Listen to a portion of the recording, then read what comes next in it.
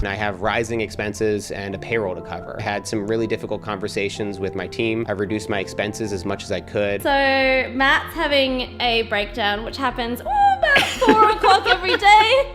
This is normal. This is normal. Having a breakdown every day at 4 o'clock is not normal. So recently, Matt D'Avella, YouTube's productivity and minimalism guru, made a video talking about how he tried scaling his creative business but ultimately failed. He said that he's now worse off after hiring a team than before when he was all alone. But the reason why this story is important is because these are actually the most common pitfalls that most online entrepreneurs and creators fall into whenever they're trying to scale a business. And I want you to be able to avoid all of these mistakes at all costs so that you can create a business that actually gives you more freedom, more fulfillment, more profits without working harder. And you're probably wondering, who is this schmuck criticizing my favorite YouTuber? That's a fair question. My name is Bogdan. I'm the creator of the Warrior Shaman system that is responsible for helping online entrepreneurs from complete beginners to multimillionaires with scaling their businesses and gaining their freedom. The one thing that Matt really struggled with. Now, before we dive in, let me just say that this is not a knock on Matt. I'm actually a fan. I'm in his master YouTube course. Matt, if you're watching, please don't kick me out. But this is something that could literally happen to anyone if you're missing the elements that we will uncover together in this video.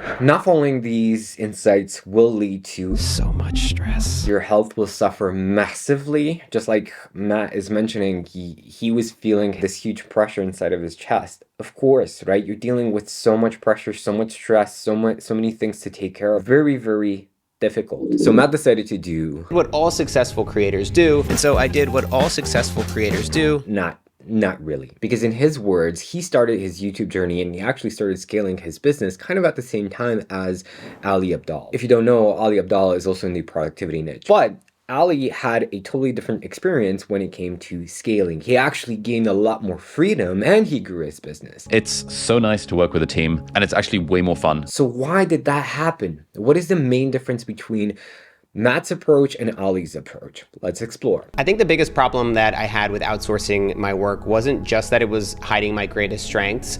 It also robbed me of the one thing that I love most about making videos: editing. Before you consider adding anybody to the team, this is the number one thing you need to get clear on. What are the tasks that you hate doing and what are the tasks that you absolutely love doing? Your job moving forward, after you gotten clear on those tasks, is to find people that absolutely love doing the tasks that you hate doing.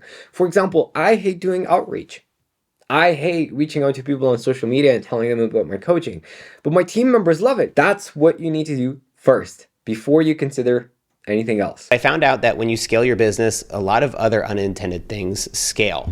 Things like emails, tasks, obligations, meetings. A team member should be an asset. There's only one way that your team member becomes an asset or proves themselves to be an asset. You give them a trial period. You don't officially hire them until they prove that they can do what they said that they could do in the interview. And number two, that they're actually making you more money by either boosting sales, boosting your revenue, or by freeing up your time so you can focus on more money-making activities.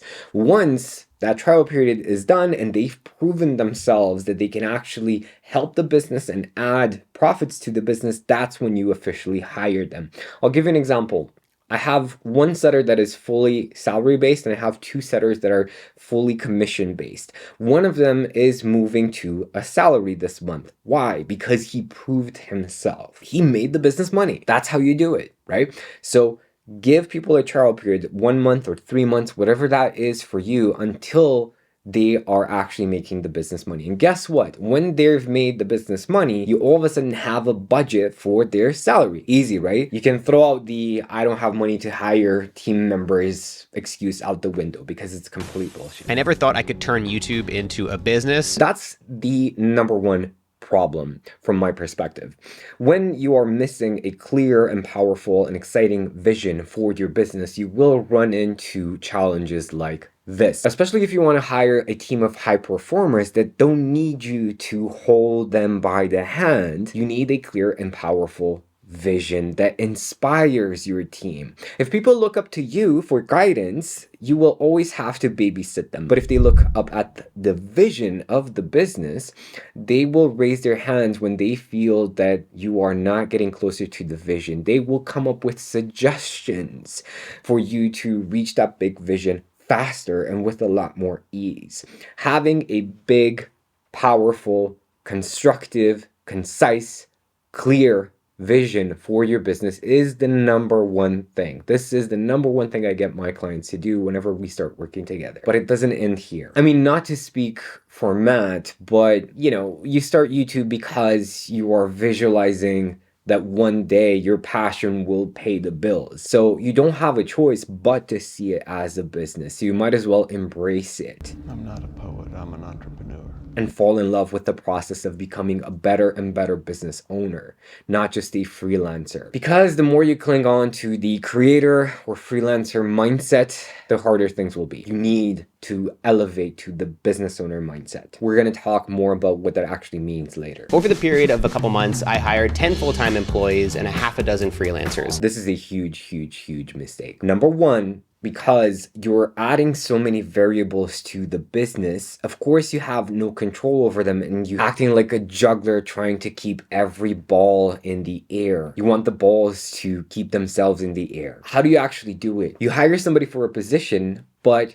you don't hire more people until you've systemized that position, meaning you have systems and procedures in place so that if the person you've hired cannot work for you anymore and they have to go or they maybe start their own business, I quit.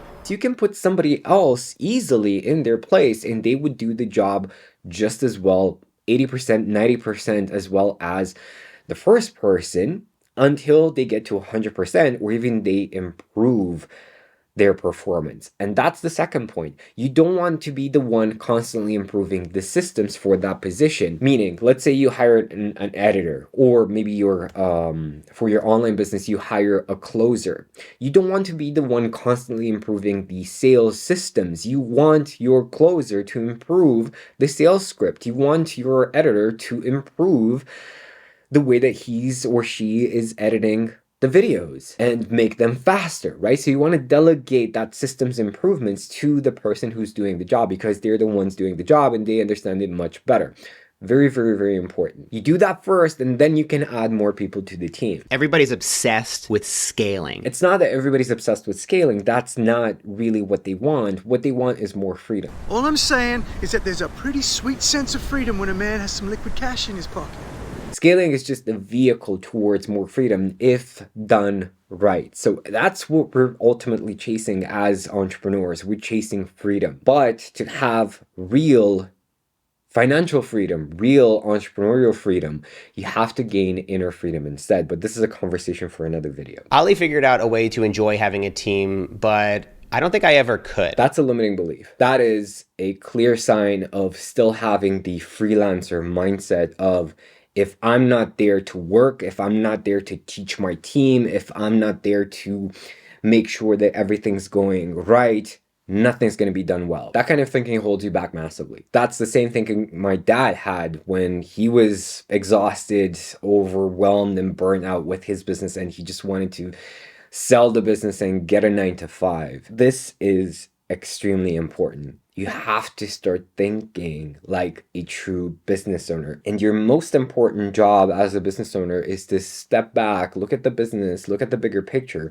make small adjustments that turn into higher profits and more freedom, not just for you, but also for your team, and to help your team achieve their dreams. In other words, you need to become a leader of leaders. Because with the freelancer mindset, you're just keeping people stuck in this follower mindset where I have to do what my leader says, otherwise I'm screwed. No, empower your people. Have clear standards, clear expectations of what their performance should be, but empower them to find better, faster, smoother ways to hit their standards or even surpass their standards. Very important. It's like I was making, I think, better videos most of the time by myself. Of course, I mean, that's what you're used to.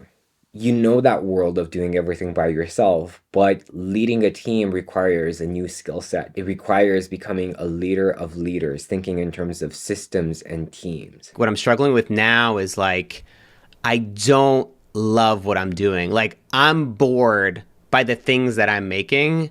I feel more and more like it's a job. The biggest question for me now is, what do I want to create?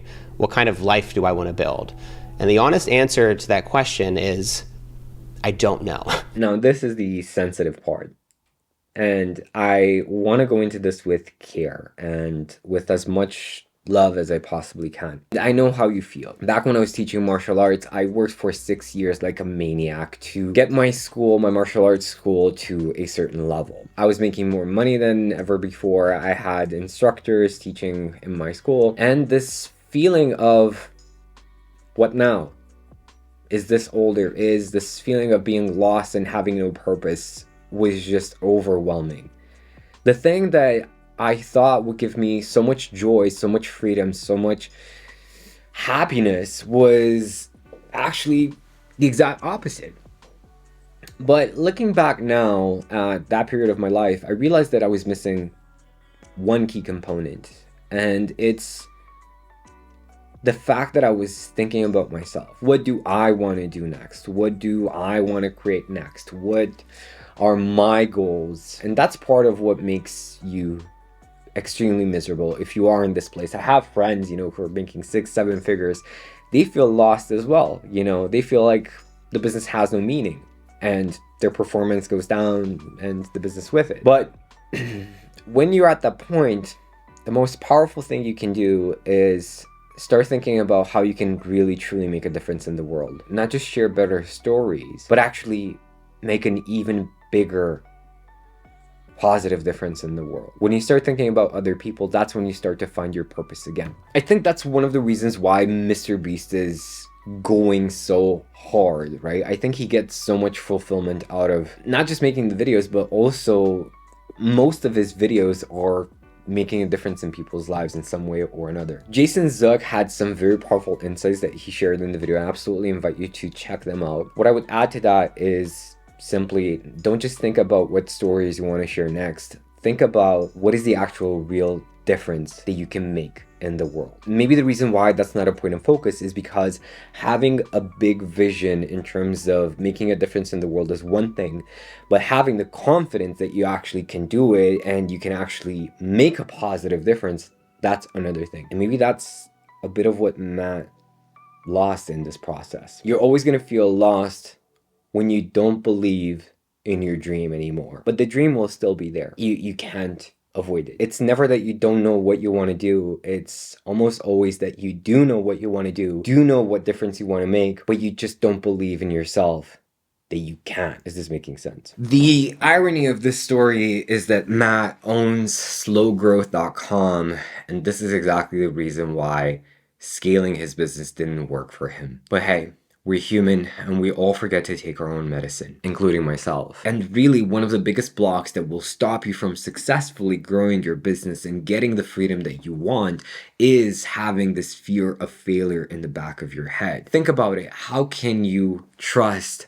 employees? How can you learn to delegate successfully if you are secretly afraid that you are going to fail or they are going to fail? So watch this video right here to overcome fear of failure and get more freedom. You are worthy of it.